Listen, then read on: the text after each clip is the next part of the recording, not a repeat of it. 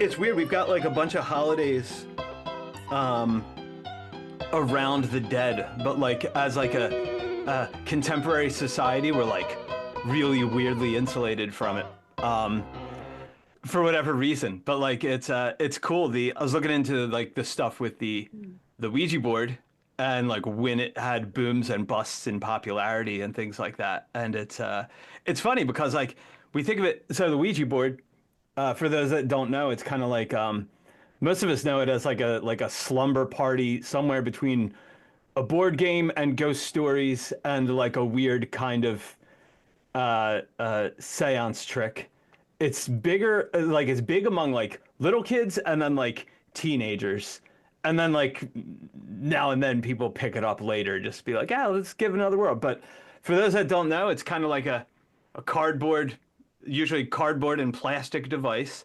Now it's put out by, it used to be Parker Brothers. Help me out, Bill. It's I think Hasbro is now the Hasbro. current Hasbro Wizards of the Coast, I believe. Yes, is the yeah. current So it was Parker publisher. Brothers for a while, but it's got a history that goes like before that. But basically, it's got a little plastic heart-shaped device with a little clear window, and then there's a board that sits on top of that has letters, and it's got usually it's got a hello and goodbye in the bottom corners, and then yes and no in the top corners, and then a bunch of letters.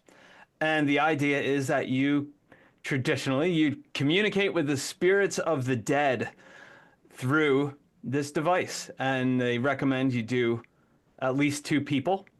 And you kind of lightly rest your hands on what's called a planchette, the little heart-shaped thing, and you ask questions. And neither of you are supposed to push it. You just lightly rest your fingers on it, and the planchette moves in response to the promptings of spirits. That's the lore behind it, and this kind of thing actually goes way back. As much as it's like something that's like the first, what we know as the Ouija or Ouija, goes back to like the mid 1800s. So that like not that old, but the idea of tapping the shoulders of the dead to get answers and talking to the dead is like the oldest form of religious expression. Like our oldest religious practices are centered around the honored dead and ancestor worship and things like that. So in a sense, like we think of like spiritualism popped up in like really like the 1800s as a phenomenon, but it harkens back to this old thing we've been doing forever. So you've got, just to paint the picture that the Ouija board emerged into, you've got Great Britain is this massive power. We're in the age of imperialism, goes into Victorian era. And so you've got this crazy level of sort of wealth and world curiosity accumulating at the same time as this weird moral uptightness. And we could call that the Victorian era. So people are like very uptight about sex and things like that. That doesn't seem to have gone away too much, but very uptight about it. And yet also not at all uptight about taking the shiny, interesting things from other cultures and using them for parlor entertainment. So this was a time when you would have things like mummy unwrapping parties, that you would have friends over and literally be unwrapping bodies of ancient people to see what's in them, like a piñata or something, like this kind of weird, kind of very, I mean, from our perspective, very disrespectful. Well, it's also classist too, I believe. Very, you know? yeah, very. Well, and that's the thing, because like the average folk in England or Great Britain at the time, it's not coal like they miner would have during the Industrial Revolution isn't going to mummy unwrapping parties. You don't get bargain mummies or something like that, you know. Yeah, so yeah, so you've got all this going on. At that time, you've also got this. It'd be like very common to have like a a curiosities room in your well-off estate, and it would be botanical things and maybe things like we're talking about, like mummy stuff or something stolen from some imperial uh, uh, camp out. So these kinds of things are going on. But so you've got this interest in other cultures. You've got something of an occult revival stirring up. You've got around this time, you've got things like the beginnings of like the Golden Dawn and weird kinds of magic groups and things are kind of stirring up. But you've got this other thing, this curious stirring up of spiritualism and seances. And so now the talking board, the Ouija board, is an American phenomenon. But if you think about the idea of the traditional idea is that basically you've got two people with their knees basically touching and this board on their lap and their fingers on this board. And in this Victorian era where everything's kind of like very much like, at a distance, this is kind of like a flirty kind of activity, so it's kind of interesting that it's emerging in this sort of stew. So you've got spiritualism picks up really big in upstate New York with the Fox sisters, and then also over in Ohio. Around the same time, it was 1860s or so in Ohio. You've got the emergence of spiritual cults in Ohio. That's very strange. Yeah, and upstate New York was full of them. There's a whole area they referred to as the burned over district. It was because there were so many weird religions and versions of religions. In fact, up in upstate New York, you still have the town of Lilydale, which is all like mediums, like spiritualists and things. You can go and get readings and things done. It's like an area that's what the area is known for, even now. It's kind of funny because it sounds almost more like in the Americas, this is a very like almost like bohemian kind of practice, I guess, like in a weird sense. And then like what you're saying in England, it's more of like a class, like high class, like parlor game for rich people. Like, Yeah. it's just which is an interesting kind of like distinction of how it seems to translate, across the. So I kind of think like the weird kinds of cultural curiosities of the imperialist nations,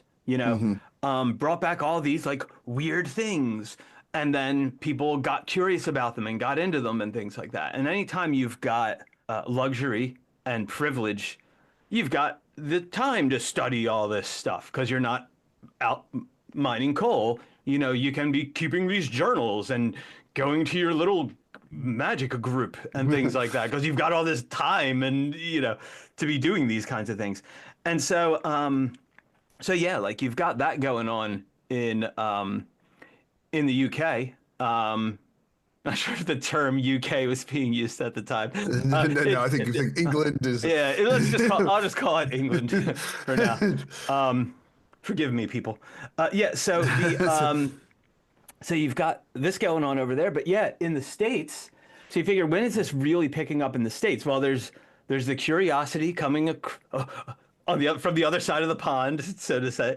Okay, and then you've got, here we are, New York, New England, and things like that. This is kind of picking up, but it really picks up steam around the Civil War, because you've got a lot of people that are dead all of a sudden, and so you find these booms of it, Civil War, and then you've got World War One.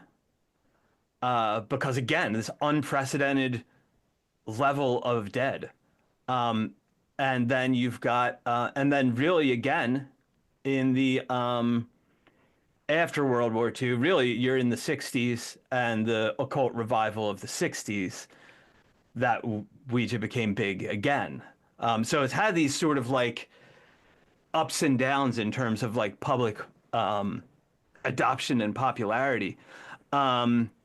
But it's like for the most part, it wasn't considered like a scary thing for the most part. It was like Mostly harmless, and it actually wasn't even really being seen as being in conflict with like more mainstream Christianities. You could do this kind of thing on a Saturday night, as they say, and go to church on a Sunday morning, and it wasn't any real conflict until The Exorcist, the movie The Exorcist. And this probably ties in with all the stuff we will have to talk about later, like things like the Satanic Panic and the games and how games are evil and devil worship stuff and all that stuff for other discussions at other But I mean, times, it but probably makes sense. Like the link up is probably not that far off. I mean, if you like you're saying, like even just like talking about like the Civil War, era and stuff like that.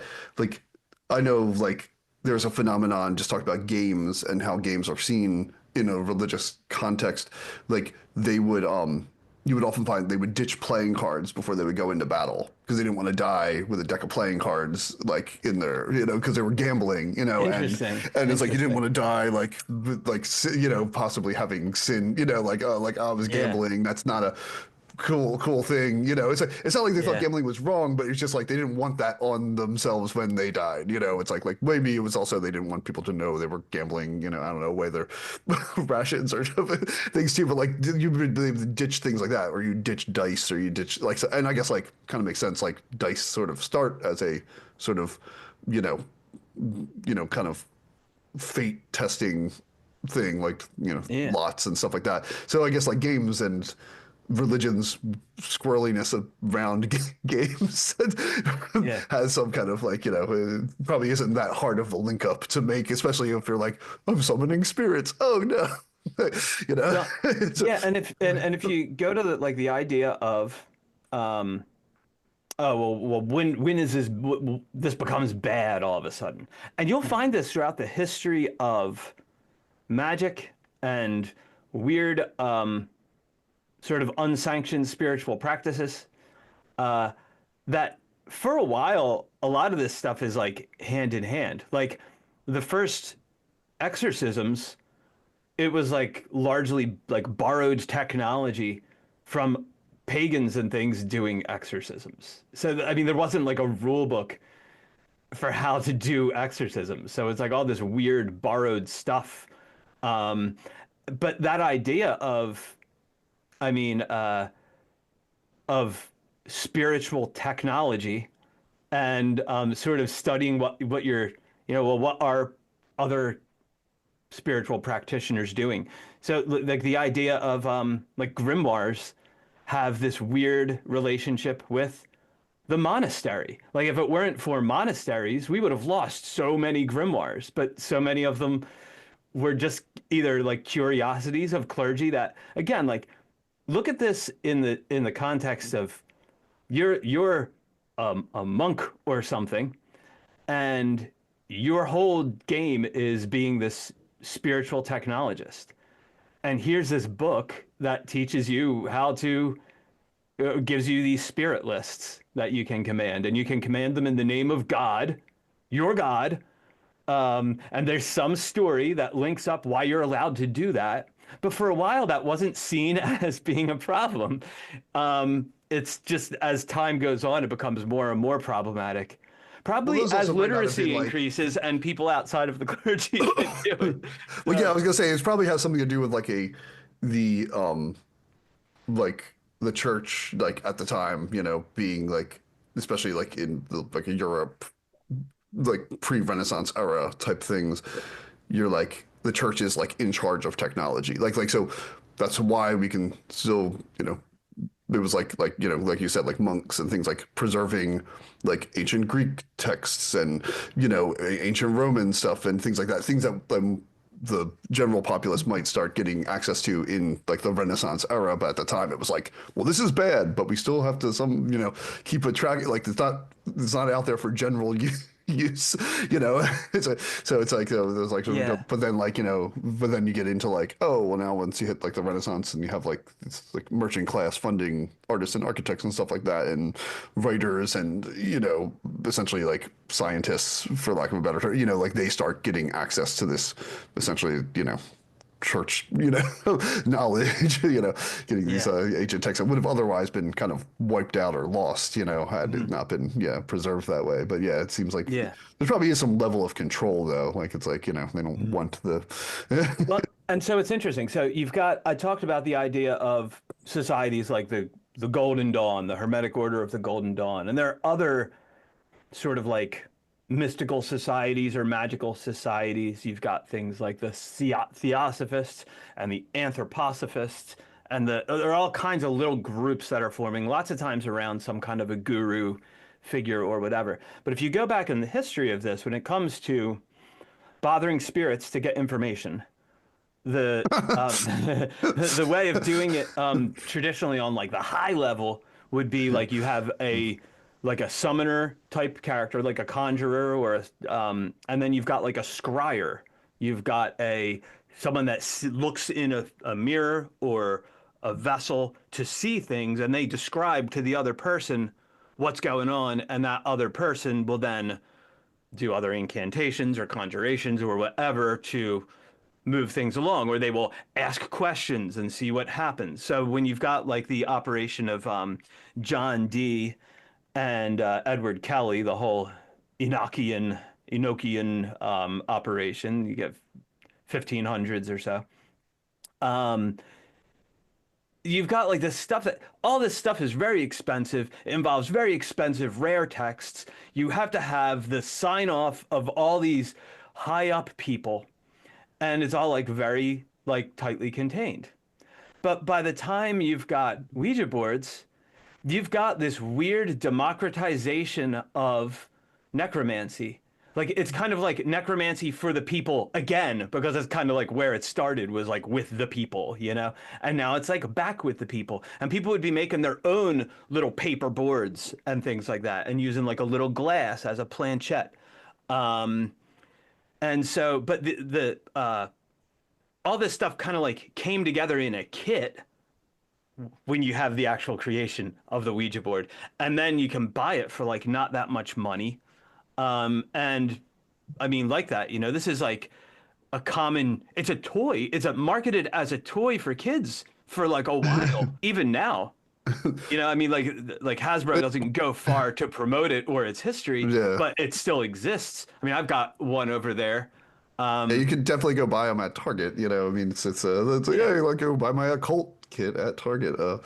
I have to say, just as an interjection, as a curiosity, I pulled up like just like general like with like earlier board games, right? Like kind of thing. I was like wanting to see like where this kind of falls in the scale. So I know it wasn't like packaged right up until what was it, like the late 1800s or like early 1900s when it was first packaged. Yeah, see, it was late 1800s. I think I would think when it officially shows up as the Ouija board. Yeah, because I saw actually the name. The people when they came up with the name, they asked the board to give it the name. Yeah, and yeah. That happened in Baltimore. Just a shout out. Yeah, to that. I thought it was kind of funny that it was like not too far from these. Yeah. So it's like but I was like, but when I pulled up a thing on modern games, I came across this graph, and it goes from like basically 1944, right? So just around the end of World War II up to the present, and you don't even really start getting like, and these are games like published like every year, and the graph like it goes from 0 to 100 is the first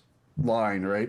And when you're in like the 60s, even the 70s, like basically not even up to like 85, 87, you don't even crack 100 games being published per year, like until you hit like 2000, like very late 90s, like early 2000s, and then the kind of hockey sticks up, because obviously we're in kind of a board game renaissance. But like you didn't really have options for board games. It was like Ouija board, Monopoly, maybe like some Mousetrap. Yeah, Life. shoots and well, yeah, but I mean that's even later. I'm talking like when you get like the 60s. I don't even think they had Mousetrap yet. It's probably like the 50s and 60s and stuff like that. You're probably like you got like 5 games like you can probably buy. It's like this is like don't even have Trivial Pursuit or anything. Yeah, there's nothing like any history yet. Yeah. Because clearly nothing happened before that. not here anyway. But yeah, so like so you probably have like 5 games you can order out of like what like probably the Sears catalog or something, you know. It's Yeah, yeah. at the time, so it's like, you know, Order your house and you order yeah, order your a house, game. order your Ouija board and your Monopoly set, and then or, or go down to the local giant you know, department store like that sells every single thing imaginable and 17 floors, you know, and it's like, and then you're like, oh, they have like 5 games in the toy. You know, it's like if there's a toy aisle at the time, you know, it's probably like stuffed animals and like, yeah, like it's like, so they're probably not, it doesn't seem like there's a lot of choices in board games, like Yeah, yeah. packaged versions of chess and checkers, you know, it's like, Well, and if you think about, it's I mean, like, like it's up until, and we tend to forget this as a world, but like up until 1850, everything was kind of agrarian. yeah. Like it was like, I mean, the first oil well drilled in the States was in 1850. So you figure that's like 10 years before it's actually like it's post the beginnings of spiritualism, which are like the 1940s or so. I'm sorry, 1840s. And then but then before the Civil War, so you've got this like weird sweet spot where oil starts to be used, and then increasingly that becomes the defining factor of the age, and you've got the Industrial Revolution in the States and things like that. So, but yeah, like when it comes to, so what the heck were you doing all the time? You know, you were summoning the dead, probably some of the time, because you know, there's nothing to do. You know, you have candles and things because that's kind of like probably how you're keeping your stuff lit a lot of the time.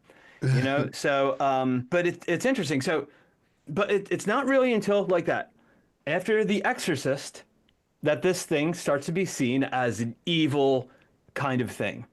Right in the midst of the occult revival of the 60s, you know, you've got The Exorcist shows up.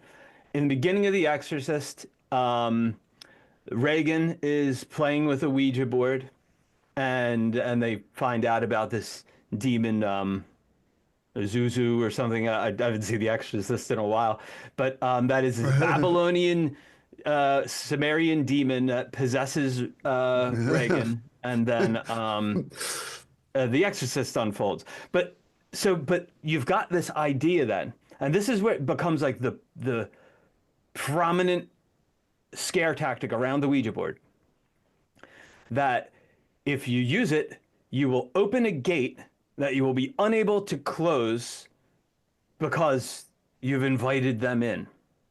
And so it's like all of a sudden, now people have been talking to the dead all of history, but all of a sudden, through this device, you know, it's this problem. You're inviting the evil in, and so that is where a lot of the urban legends around Ouija boards come from, and there are so many out there. Like So when I this is kind of like a Jaws phenomenon, like how like people being scared more of sharks, like really, and the like hatred of sharks kind of coincides with the like popularity of Jaws. You know, it's yeah like people weren't like not afraid of sharks, but like if like the encounter, like obviously, like even nowadays, like it's like even with like a little ramp up of heavy fishing on the coasts, like shark attacks are pretty rare worldwide for as many billions of people live in this world. You know, you might get like 10 a year or something like that. You know, like it's very uncommon. Like, you know, it's like, and it's a, you know, it's like you're definitely much more likely to like, trip and fall, and so, you know, like something like a sidewalk will kill you quicker than a shark will. You know, it's like it's a. That's why I It's avoid like, all the sidewalks. yeah, yeah. It's like, but like that, like the ramp, but Jaws like really made people really scared of sharks. Like all of a sudden, like you know, yeah really ramped up this hate, like this anti-shark kind of, you well like know. The Exorcist wasn't even about Ouija boards. Like you know, it just had one in it, and Yeah, yeah. that was It was enough. about ancient Babylonian demons, I guess. It's like, Yeah, I mean, and that's the thing. I mean, it's like it's based on a story. I believe it was actually based on the true life tale, allegedly, of yeah, yeah. I feel like a lot of those true life tale books from that era are I mean, like very this is the allegedly. world we're in. Of like, well, maybe you know, this is the what we're all talking about, Yeah, right? yeah, So I it's know, like, but it's just like, Yeah, So the everyone's idea like is based there's on a a true story. 13-year-old boy, and he has this possession, and that's what this story's based on. And then someone makes a movie. It's a girl in the Right. movie, and so on and so forth. But then in the wake of that, you've got movies like Witchboard and things like that. Yeah, They're yeah. just straight up about these things. But at this point, you've got a culture that has a bunch of stories around it. Because figure, okay, 1860s, onward, really, you've got these things available.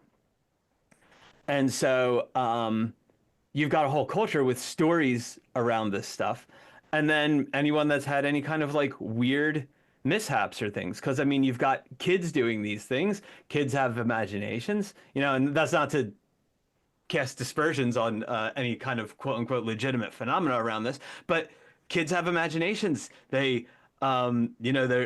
much more prone to getting into this kind of theatrical setting, and you put people in the dark with low lighting and it's a scary story. So by the time you've got this going on in the 60s and following decades, it's like you've got all these stories around. I tried to summon whatever, and this scary thing happened.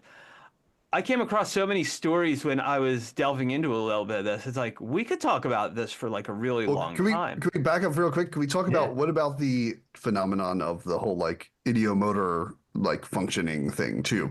Like, can we talk Right. about that a little bit? Like, just say Yeah, where it's yeah. like let's go like because before we jump into like here's the weird creepy stuff like you're saying people's active imaginations sitting in the dark doing this type of thing. Yeah.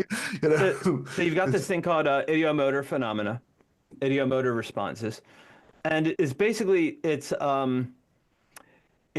the minor movements of the muscles that are difficult to detect, but that actually can control the minor movements of things like the planchette, or if you're talking about things like a pendulum, that's supposed to also work on ideomotor response. In hypnosis, we'll use an ideomotor response that's supposed to be like an involuntary response of the person's unconscious mind.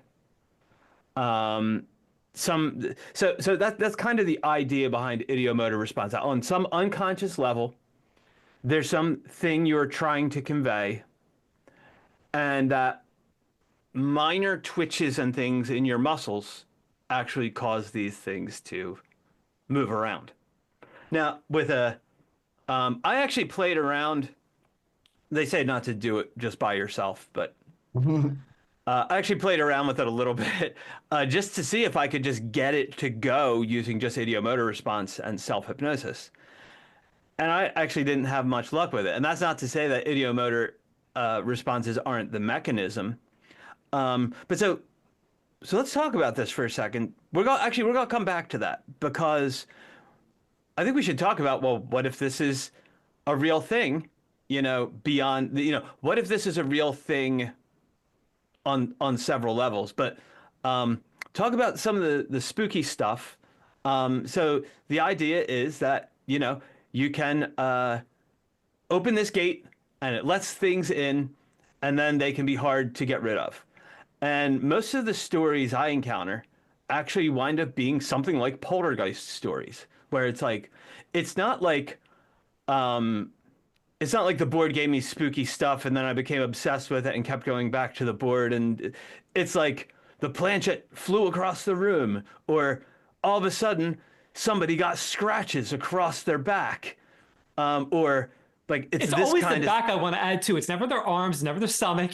It's always yeah, the back, which I find very interesting. yeah, There's well something though too like isn't it like sometimes it's not just like the I mean this is like one of those things where like I remember hearing about it. It's like people will go to places they think are haunted and they think already a ghost is there and then they'll use it to communicate with like a ghost in a specific haunted area. That was always the like you know uh playground story of this like like that I would think of growing up yeah, like too. It's yeah. not just it wasn't so much like summoning like I don't remember hearing about like the demon thing type stuff and that whole thing until like later on, like probably like when you're older or something. But like as a Mhm. kid, the Ouija board thing, it was always like, oh, like so and so lives in this old house and it's haunted, and they're gonna do like a Ouija board thing to talk to the ghosts because, like, like at least like in my school, like, well, first of all, the school that I went to was very old, like that was a thing too, and then like some of the kids lived in like that I went to lived in like these old historic kind of houses and stuff like that. So of course, old means ghosts, right? It's Yeah, it's like. And it's like, so there must be like in my spooky attic that just like, because we didn't renovate it or didn't, whatever, or the spooky basement, like, it's like it's it's like it's always like, of course there's like a ghost there, or like, it's like, so it was more like less about like the opening a portal and more like, well, there's a ghost somewhere here and this is a way to talk to the ghost that lives here or something like that, or is residing here, or whatever however you want to, he's just chilling out in his easy chair. Yeah. Well, and that's the thing. I think oftentimes when people use it now, it's kind of like, we're gathered here, blah, blah, blah. If there's any spirit out there that wants to talk to us, use the planchette to, tell us your name or whatever, And it's like, it's just this general call for any old spirit that might type be of thing, right? That's more of like But it's more like how people use it now.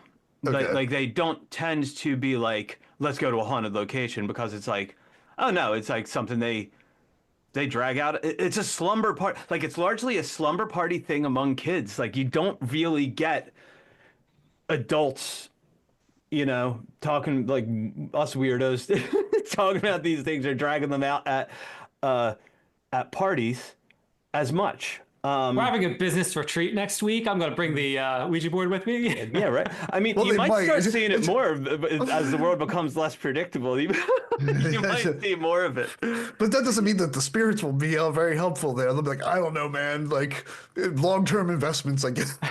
Well, and it's kind of like, so when you go back to the idea of like summoning spirits and the tradition of like Solomonic conjuration and things like that, where you're conjuring things up and commanding them by spirit name lists and things. There are these processes for rigorously testing the spirits and finding out you don't have, something weirder than you expected.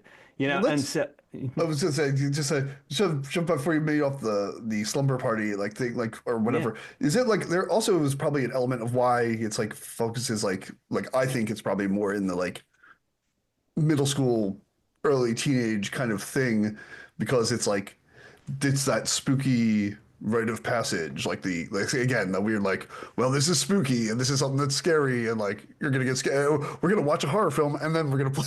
It's like we're gonna like prime the pump on every single thing that could like freak us out while we're and see who bails first. Like it's like who's gonna be like, I don't want anything to do with this, or like gets upset and has to call their parents to come get them or something. It's like like it kind of feels like it's that kind of, that's probably why it has that kind of element to it too. Like there's just like well, and I think also like people that have limited access to various forms of entertainment. Like actually some of the stuff I encountered as I was looking into this were stories among military people using the Ouija board, and instances in which like supposedly, because I mean I don't know how to independently confirm these reports, because so they're anecdotes, about how like at a given barracks or whatever, Ouija boards got banned because basically like they were causing disruptions. Not so much like the commanding officers or whatever were like, it's causing spirits to do things, but it was kind of like it's distracting the office. It's just, I don't have the right terms for this at all. It's distracting these military folk. It's causing problems. People are like, it's just causing this spirit of restlessness where we can't have this nonsense. Whether it's not necessarily like, it's causing poltergeist phenomena, but a lot of times when you look at like the stories that allegedly resulted in a Ouija board getting banned or whatever, the reason is because it caused some kind of poltergeist phenomena. Someone gets attacked, or something gets thrown across a room, or disembodied voices, or lights going on and off, and things like that. But yeah, so when you get to like the slumber party, pay your electrical bill. I don't know. It's like yeah, right. Yeah, but well, I guess we're paying that bill if it's a military barracks. But yeah, so so this kind of idea behind again, like folks that have uh, limited access to entertainment doing these things or in these weird kind of scenarios. And you've got yeah, so you've got bored people, oftentimes late at night because you're not supposed to be doing this stuff. And that's like whether you're like a teenager or whether you're like, like I don't know, a Marine, like you're not supposed to be doing this kind of stuff, particularly in this, I mean, for a grown adult in a so-called, scientific society to be doing this kind of thing. But it doesn't really go away. And in fact, like, I mean, at times of uncertainty, these things become more popular. And actually, like the idea of it being games that get haunted, that's often how these things show up. Like tarot cards, they're just playing cards, and they get haunted. They start getting used for things they're not supposed to be used for, And so the whole like fortune telling world. Well, that's also true. It seems like the Ouija board is like the barrier to entry is exceedingly low because all you have to be able to do is read and talk. Like you don't need to have like tarot. You need to understand like layouts or the symbolism or like thing. And it's often tarot is often approached like an expert who has been doing this a while. Like they have some kind of intuition, like they know something, or like they are a spiritualist person, or they're just like the person that like that's that knowledge of that like of all the insights of like what this card means and what does it mean in this position. Like Ouija board, you don't need any of that. You just need to be like two people, your hands, this like the planchette and the board, and be able to read, and ask questions. It's and that's where. And that might be, again, like it's that democratization of magic that kind of freaks out the authorities. And maybe that's why it gets reined in when it does, talking about like the escalation of the production of board games and things.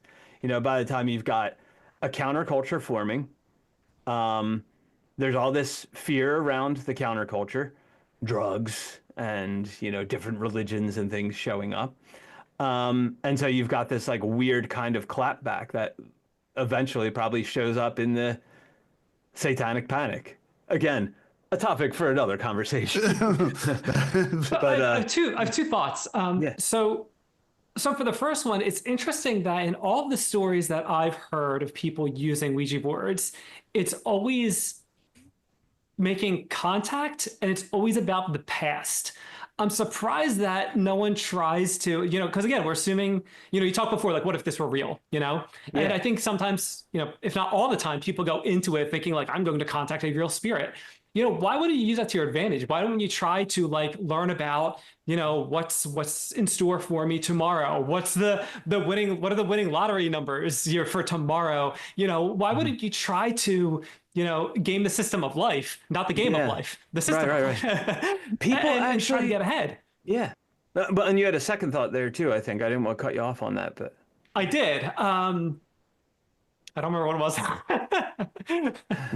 If there's anyone listening now that can remind Mr. C. Well, I mean, like, I guess like the thing is like probably like my thought would be that it just seems to be that like if you're contacting spirits or ghosts or people that are dead, like what are they going to know about the future? I mean, like you have like, it's like, I think just like, I mean, that's leaving aside like this idea of like, well, what is timelines? Like, I mean, like if you're like, but then I guess if you're contacting like demons or whatever like that, like, which is like that, again, like that's not my general herd experience with what, people typically do with this. It's like, well, wouldn't they want something if they're going to give you the like secret type knowledge, I guess, wouldn't they? Because I mean, isn't that the whole idea? Is like demons usually want packs or something like that, like, so it's like, I kind of feel like the probably more benign thing would be like, oh, there's a ghost here, and what is it? How did it die, or who did what happened to them, or what, like, why are they haunting this place, or like it's like they're not going to know anything about the lottery, like like, people still try, because it's like, what kind of a world do you have to step into where this thing? I mean, this is a perfect point to jump into. Okay, like if this were real, and I'm not saying it's not. If this is real, how could it work? Okay, and so one way is that that doesn't involve spirits or anything like. Well, let's go from the most scientific to the most the opposite. Okay, so the most scientific, we'd say what? It's just ideomotor response, the projection of the people doing the activity, the cultural narrative around this thing, and all this baggage you bring to it, and sort of people just psyching themselves up, and also experiencing the cold reading effect, where it's kind of like, well, maybe the hits you remember and the other things you don't, or you just assume they haven't been revealed yet. So there's this eschatology kind of aspect. Eventually it'll be revealed, and that kind of thing. Like give a little quick cold reading explanation, just so because that is like a very specific term. That's it. So cold reading is it's giving ambiguous information that can be interpreted. So normally it's a technique most commonly used in mentalism, which is a form of stage magic that attempts to replicate psychic effects. And also weird, like that the pseudo-Christian preacher people, they do use that thing. Totally like, and psychics are accused of it, particularly by skeptics will say, well, they're just doing cold reading. And the idea is, I'll say, okay, all right, I'm the psychic on this show. Someone in the audience has someone that recently died. They're getting the letter M. Okay, and so you start getting this, okay, well, somebody's got somebody that died with the letter M. Well, there's probably, because these people are at the show and they want to, there's like a good likelihood that someone does, right? And then it's, might say, it's something that you've recently done, or someone has recently done. You kind of like widen the circle a little bit, you might use ambiguous statements that people can interpret. Like a lot of people could say, you always feel like you had a special connection to this person. Well, oftentimes a lot of people have that. So it's like, there are things that apply to a lot of people, but when they hit, they seem very specific. That's the idea behind cold reading. I'm giving a very sloppy version of it because I'm not like a cold reading expert. The sense, so we know what Yeah. And so the idea is, you encounter this information, you distort it enough that you can fit it into a puzzle piece in your life. It gives you some kind of explanation. And okay, so that's the most scientific, doesn't involve spirits, does include ideomotor response. I mean, you could even go further than that and say, the most scientific one is just straight up fraud. Just somebody's pushing the thing, but that's not very interesting, So, okay, but then you take a step over and you say, okay, well, let's say it's ideomotor response, but it actually is tapping into something. Like a subconscious type of a subconscious thing. And actually, let's step beyond that, because we're going to go a little more into what I like to call woo-woo, into the non-scientifically validated, non-confirmed stuff. So let's say we don't involve spirits and things yet, but we do involve something like intuition, or some kind of, like, let's say on some level we might have access to more information, either just unconscious information or psychic information that's out there somewhere that we're tapping into on some level, but we're not aware of, that then gets translated through our unconscious processes. And we're using this mechanism for tapping into things that are beyond our ability to actually take in all that information. So real quick, the sense organs bring in 1.2 million bits of information per second, of which 134 bits per second are our rendered experience. So you're losing like 99% of the things coming in through the sense organs. It's probably for the best. Some of us wish you could censor more. Or select better. Yeah. So the idea is, well, what's all this other stuff? Okay, so maybe we won't go too far into it because we're short on time. Maybe some of that stuff is the information, the psychic information that can then be transmitted via ideomotor responses through this board game. and somehow coordinated between the two or more people that have their hands on the planchette, and that it creates some kind of intelligible response. That's the next explanation. The third would be that there are spirits out there. Sometimes they show up to do these things as advertised, working with those people either through their unconscious awareness or possessing their hands or something in some way, as advertised, that they're bringing this information. And then finally, it's always spirits, and they're always there, and so that's like the other extreme of it's never spirits, and so, but then where are these things? Where are these spirits and things? And that's where it's kind of like, well, could they know the future? Well, maybe, because maybe on the other realm or other side of the veil or whatever, see, you've got to create a metaphysics to say what's possible with these things. And say, okay, that means you need an explanatory model that says I've got this ghost world and this physical world, and ghosts live in the ghost world and people and other non-ghost things live in the physical world. Or you could say, oh, well, the ghost world and the physical world are always overlapping. Oh, and the ghost world is only recordings of things that you can tap into. Or the ghost world is an actively functioning thing that's got its own timeline going on. There's so many things you have to unpack in order to, get. It's like, okay, well, if you tell me what you think it can do, I can probably tell you what your metaphysics are that would be required for that thing.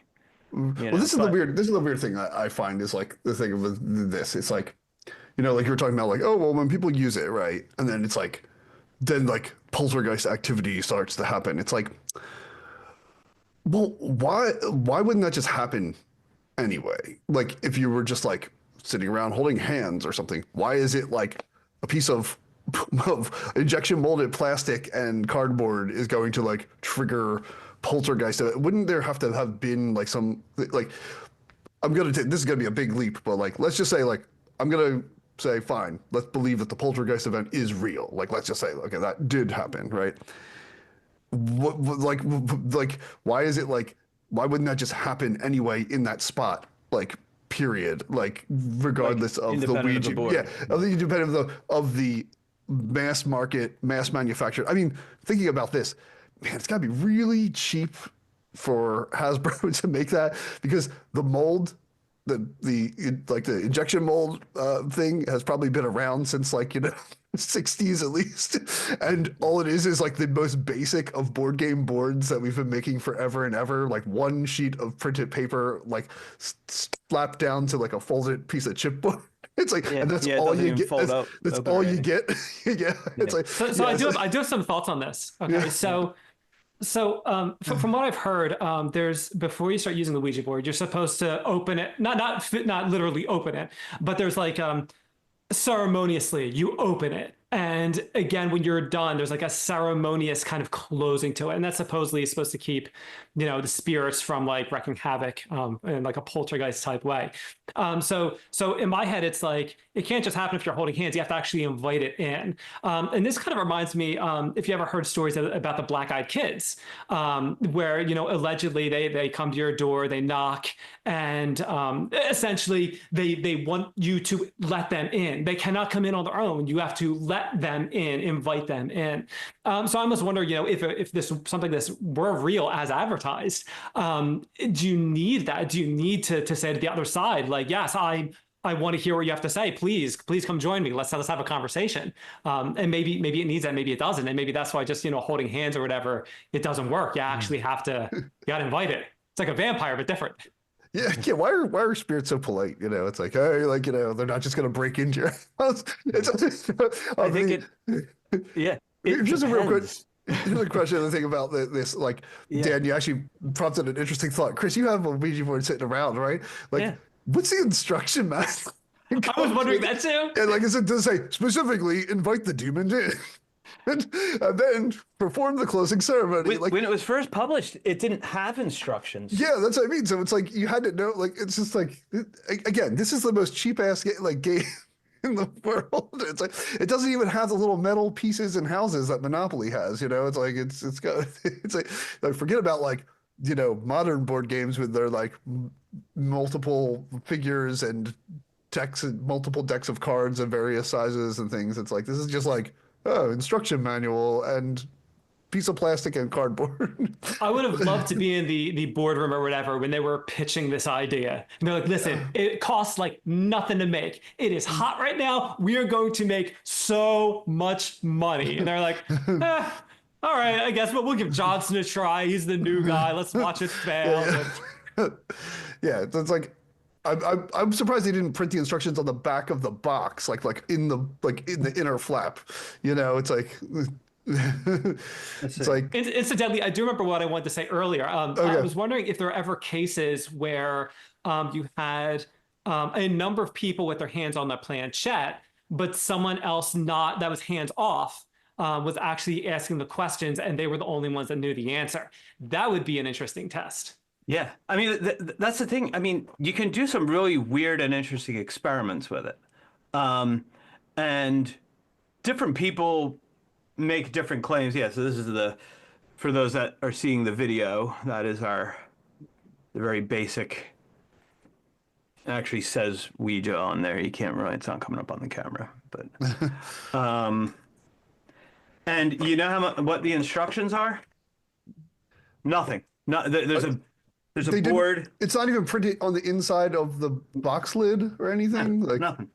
This is actually pretty sturdy. Like inside, like on the nothing. Yeah, this is like ask the board. Yeah, like but it doesn't even say like put your hands on the planchette and like do a thing. Like it doesn't even tell you how to operate. Like it just assumes you're going to operate. It tells you nothing. See, that's all part of it. When it doesn't work and you go to get your refund, it's like, well, you weren't doing it the right way. Yeah, you didn't read the instructions. They didn't come. There was actually a thing. So I think it was who was it? It wasn't Flood. It was Charles Kennard was one of the original creators of this. They had to get a patent on it, so because they didn't want anyone else to steal the talking board thing, and so the patent person wanted them to prove that it worked, and they allegedly proved how it worked. With unmarked non-sequential bills. Yeah, I was just but yeah, so that was the idea. You had to, but they probably shouldn't put this on the floor. I'll get the spirits upset. There we go. Now that it's out, I'll have to play around with that again later. Maybe tonight. Maybe once the sun sets. Watch a horror movie first. Spirits of the night are upon us. So yeah, so if it's and then going back to the idea of like just to wrap up the poltergeist loop, it depends what a poltergeist is too, because a poltergeist could also be psychokinetic activity of somebody else in the group that's stirred up by the narrative and the dark and the ghost stories and things that emerges this spontaneous power, so they're like there's so everywhere you go in these things, it seems like there's a can of worms that contains within it another can of worms. It's like cans of worms all the way down. But yeah, it's so if it worked, if it legitimately, if there's a way to get it to work, if this is real, how could it be exploited beyond the obvious government stuff? Because like, everything always goes to warfare. Because well, you gotta have wars and stuff. Yeah, you're not bombing people. How's the economy work? It's like I mean, it's like it's interesting that like and just from an exploit perspective. And talking about something that you mentioned, Bill, is the idea of like, spirits often want something when you work with them. And so why haven't people, or have they, I'll have to do a little more research on this. Used it to initiate the means of communication. Actually, I'm sure people have done this. Okay, so you get means of communication through the Ouija board, and then you get it to go do things. You know, so let's say you have a metaphysics that says, well, spirits can do things. That's why they can scratch backs and things like that. But you gotta invite them in first. So would we have like a division of the military that was like that did that? You know, that specifically was human spirit communications, like a specialist that would, you know, like and they have their own supplies, you know, like you'd have just like the military has its own munitions and things like that. You'd have like You're entering like a I need Hellboy rum. I need rum territory. so that I Like- can offer it something, you know, before and after it delivers, you know, or whatever. But and if that were the case, well, what does that open question marks on? Like what does that mean? If you can use these things to get spirits to do things, once you've picked up the phone, what does that mean about Mothman? What does it mean about some of these other things? Doesn't answer the phone. It's or did, and that's why all that happened. You know, yeah. The bridge was actually, you know, taken down by some hostile power. Yeah, well, I think too, if it were in fact real and it did work as advertised, regardless, I mean, you wouldn't necessarily need, from a military perspective, you wouldn't need like spies anymore. You wouldn't need intelligence anymore. Your intelligence is in front of you and made of, you know, cardboard. And from an everyday person, you know, you could leverage that to make all of your decisions. You know, should I drive today? Should I walk today? Should I, you know, should I go to this place for lunch? You know, is anything bad going to happen if I go to the movies tonight? If I invest in this stock, is it going to go up or down? When should I sell?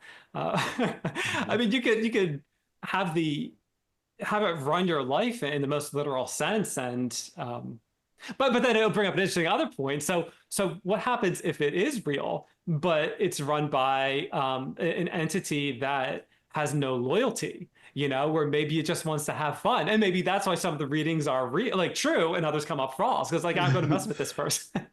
Yeah.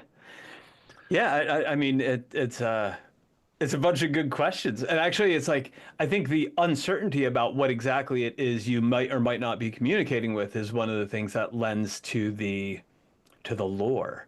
You know, it's kind of like, well, it's secretly something other than what you think it is. It's not really grandmom, it's the devil, or it's, you know, it's a or your grandmom was the devil.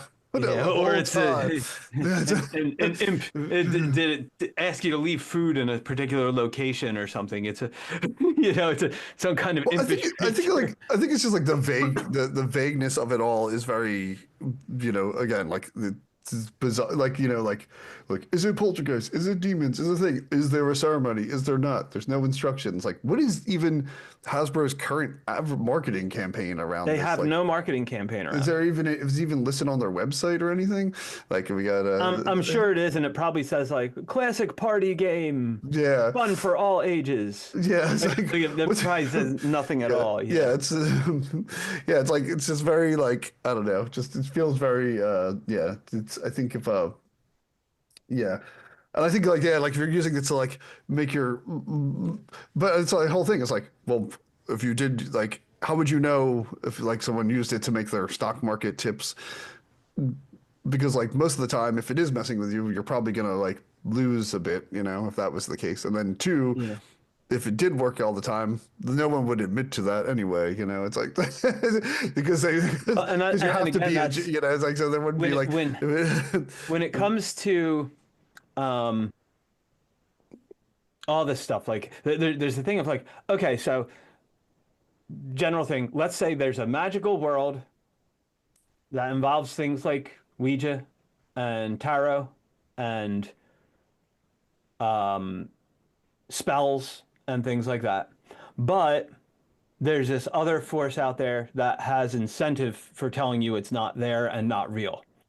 And the incentive would always be because they don't want you to use it because they're actually using it and they don't want to lose their advantage or whatever, that kind of a thing, you know. Or they're just like afraid of the unknown, which is like also the, you know, probably the satanic panic, moral panic stuff, you know. They don't really want to lose advantage. They're just like scared of everything, you know. It's like Yeah. even something that might even be benign, like let's like, because I mean like that's the other thing that I haven't talked about like this. Maybe it's just like completely benign. Like forget about the Ideomotor part. Let's just say, let's pretend it is real. Like maybe you are just talking to spirits. They can't really help you about the future. It's like they're ghosts. They're just like, yeah, I'm just kind of floating around here doing my thing, you know, ghosting it up. I was stabbed by somebody in a mugging or something, but I can't really help you. I couldn't help myself. So yeah, thanks for calling. Like, you know, Yeah. it's like you know, but it's it's just interesting. Like, why like, wouldn't they know the future? Like, there's no like scientific reason. There's no like fact that it's like, well, they cannot know. Like, they could know the future. Yeah, but I mean, there's also like, don't but I mean, like, I don't know. But if you're going on like the more literal ghost like idea of like, I'm stuck in a place because something tragic happened to me, right? Like whatever it was, like I got bound to this plane of existence, right? Because like, you know, I had a horrible, you know, like a piano fell out a window and crushed me, you know, and like so that when you hear like piano in the streets, that's how you know it's the ghost thing. And it's like, and then you saw me like, why would they know the future? They didn't know enough to look out for the piano that crushed them. like it's like it, they didn't. They weren't very lucky in life. How would? Why would they? And they're clearly not lucky in death. Why would they? Why would they know anything? You know, like it's like you didn't get to go to the next plane of existence. Like, why would you know anything about stock picks? Like, I don't know. I don't know anything about stock picks now. What am I gonna know? How am I going to know about it when I'm dead? And that really sucks. Why would I get all of that knowledge all of a sudden? I can't do anything. Like, I mean, I guess as a ghost, you could clean up in like investments if somehow you could come back to reap the rewards. But, you know, it's like, I mean, no, but I mean, go ahead. I guess it goes around the idea of being able to access the future at all. yeah. So it's kind of like if anything in this world can allow us to access the future outcomes, then how would it be different on the other side? You know, so there's that idea of like kind of like, well, what if there's this super psi idea that we all actually do have access to this psychic information? We do have epistemic access to the future in a way that we don't seem to from our sense experience. And therefore, once you're free of the filters of having to pass it through a limbic brain and you know, rely on a physical neocortex, maybe you can do more things with your consciousness, or maybe you're exactly the same as you were. You know, it's like it's just cans of worms. It just keeps going. But it's but we'll have to talk at some point again. Remote viewing, which is a little patchy because it involves the government and stuff, but it also does deal with picking stocks in the future using remote viewing and an interesting pancake experiment that allowed the picking of silver prices accurately. So again, we have to rely on stories and accounts for these things, but that's probably a perfect time for us to Well, yeah. Should we do kind of weigh in on rating systems? So I'll go first. So I'll jump in with its branding, how scary it is then. And I think it has a lot to it actually, despite the fact that it's a mass-produced thing. It brings with it a lot of the elements that are useful for ghost stories and otherworldly phenomena, the experiences of those things. The dark, stories about the unknown, the dead. Ghosts are like one of the classic things that people are scared of. The dark is one of the, so I think it brings a lot when it comes to that.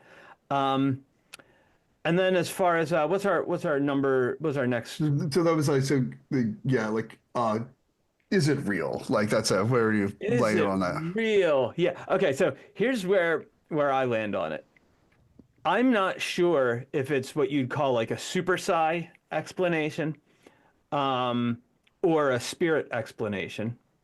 But I do think there's something going on there that is not just ideomotor effects and people fooling themselves and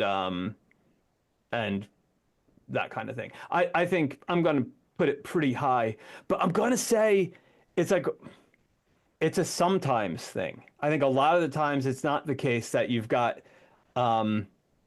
connection. You know, I do think there's at least the possibility that sometimes it's spirits that you're communicating with. I would recommend for folks that want to check it out, the channel, The Paranormal Scholar, has done a bunch on Ouija, and they were doing it as came up in so many stories. They were just telling these ghost stories, and then they decided, well, let's give it a go. And they've got like a little recommended, here, if you want to give it a go, here's a way to do it, and their best practices kind of thing.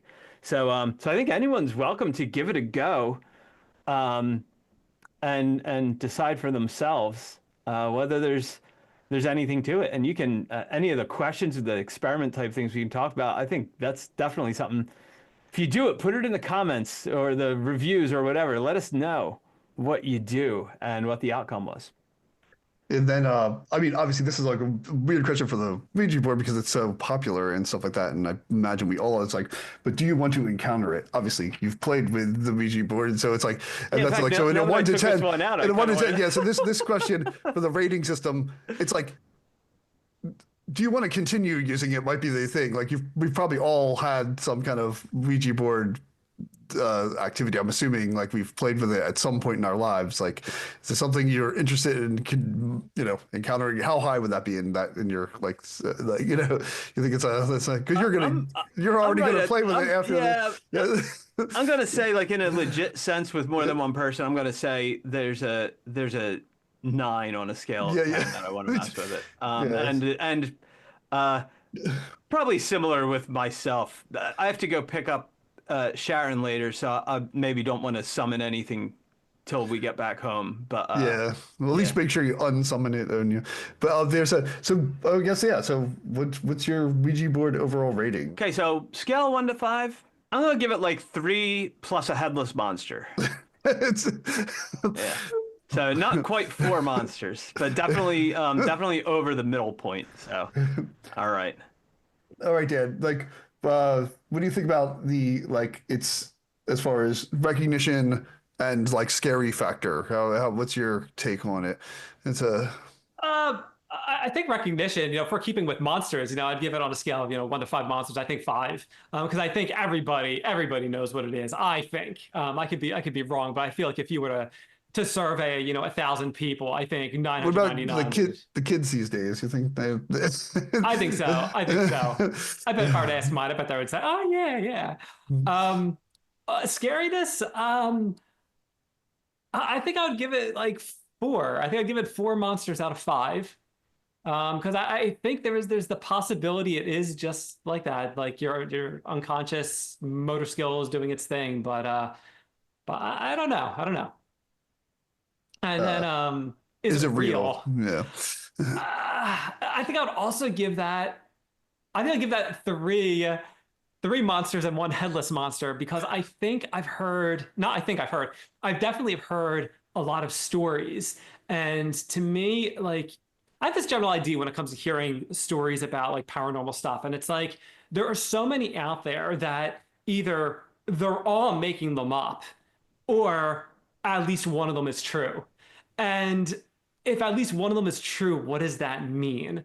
So when I think about stories that I've heard about Ouija boards, it's like maybe they're all fake. Maybe people are all making them up. Maybe they think they're real, but they're actually subconsciously moving the planchette. But then I've heard stories about like the poltergeist activity afterwards. And it's like, maybe it's coincidence. Maybe they're embellishing. You don't know.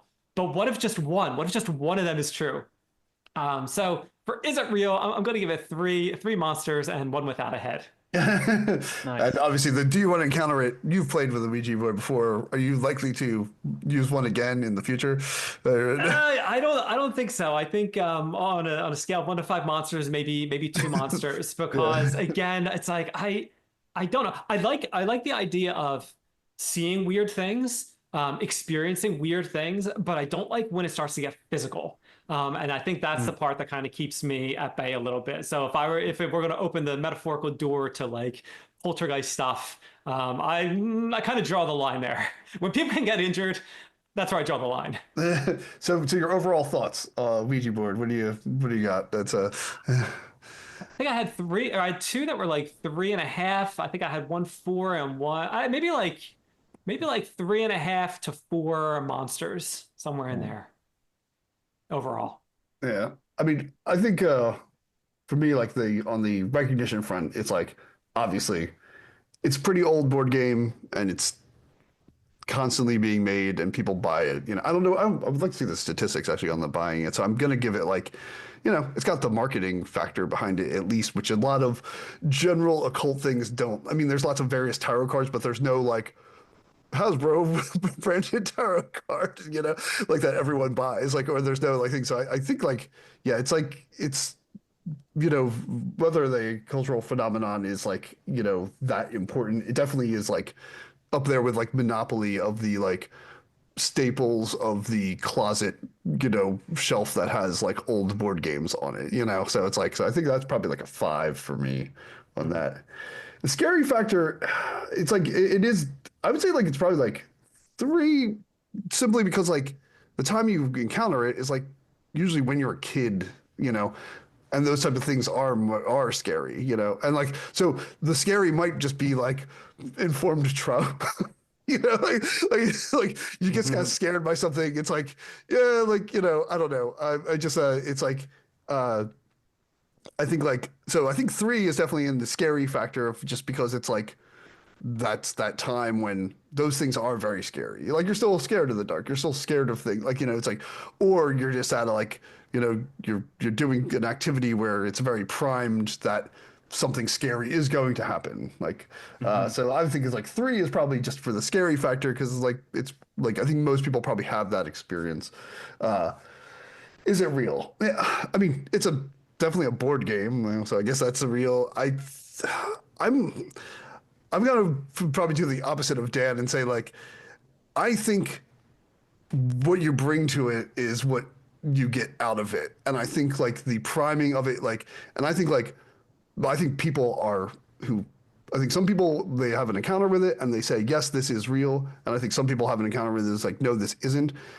But I think like a lot of it is what they're like, and I don't discount whether people think it's real, but I think it's like they just think it's real. You know, I don't think that they're like, I think it's like they've already been primed up and pumped, you know, to do this. It's like it doesn't feel very, you know, I'm gonna, and the fact that like it's so variable, like we talked about, like, well, maybe there's an opening ceremony, maybe there's a thing, maybe there's it's like, well, what are we doing with this? Like we could do this with anything then, right? Like you know, it's like it doesn't have to be this mass marketing thing. Like it could be like any type of object at that point, you know. It's like, so I kind of feel like probably it's going to be like in the 2 range for me. Like I don't think it's like, I think if there's psychic phenomenon, like you were saying, Chris, like this doesn't like, why not just do it with a different thing? Like what this could be like, you know, it feels like, is it ghosts? Is it demons? Is it spirits? Is there stuff? It's like, it doesn't have very clear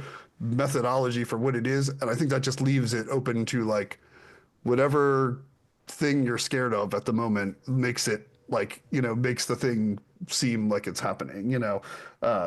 So it's like, and then obviously poltergeist phenomenon, we could talk about that in different, you know, thing. Yeah, yeah. It's like, do I want to encounter it? Not really. Like, it's probably the same thing. It's like, it is relatively like just one of those things where it's like, I don't really like, you know, it's like, it's one of the things you did when you were a kid and it's kind of like a scary thing and I'm not gonna like, you know, and probably still has some kind of like look good, like spooky. And I'm not really into like, I don't even like, I know haunted houses are fake, but I also don't like going to them. You know, like it's like, you know, I don't really go in for the kind of like jump scare kind of things. It's not my form of entertainment. So I'd probably be a low bar for me on that. So probably a 1. So yeah, I'm gonna give it I'll give Ouija board a 2, an overall 2. I think is where 2 monsters. 2 monsters. That's yeah. So as far as slumber party games go, you know, Yeah. we might be able to do better. That's it. So when we have our slumber party, we'll do that. Bill, he doesn't think it's real, so he's fine. You know, I still don't want to do. Go ahead. Go ahead. I'm still anti-encounter. Yeah. I was going to say it's interesting about you guys both brought up slumber parties because I was thinking earlier when we were talking about slumber parties, my mind immediately jumped to the whole like Bloody Mary thing and how that is also like very common in like the slumber party arena. You know, you have someone in the, you know, they're in the, you put them in the bathroom and they got to stare at the mirror and they got to do the incantation. And so I was just thinking about that and how. And there are different rules around it, and you're not supposed to do it. I don't know if there are stories of Marines summoning Bloody Mary, but